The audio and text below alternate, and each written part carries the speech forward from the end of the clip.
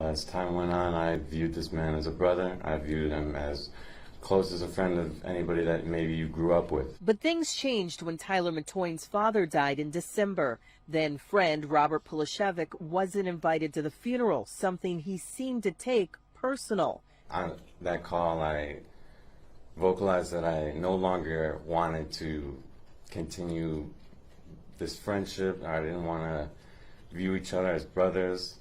Matoine described how the once supportive relationship turned toxic. He testified Polashevik began speaking aggressively about him and his family.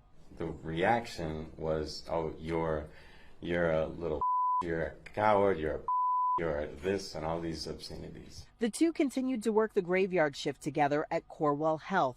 Things came to a head in February after Matoine agreed to meet Polashevik at a coffee shop. He detailed the disturbing FaceTime call he answered on his way home. He said, "Hey, look at the, can you see my screen?" And I looked at the phone, and it was my father's prayer card, which on one side has a picture of Jesus, on the other side has a prayer, and Robert was urinating on it.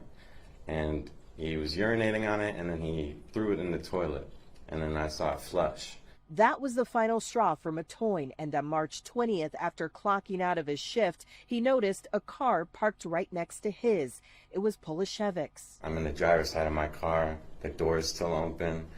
As soon as he approaches the hood of my car and is kind of coming around the hood, I see the weapon. He says Polashevik started firing, shooting him in the arm and shoulder, and when he was done shooting through his windshield, He comes around the driver's side of the car where my door is still open, and a few more shots are discharged, and then I heard like a...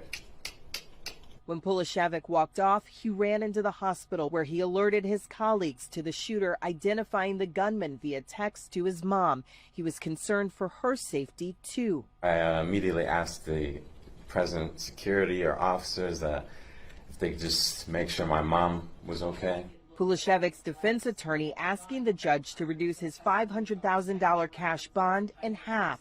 She did not agree. The concern that I have about public safety is not less than, but probably greater than.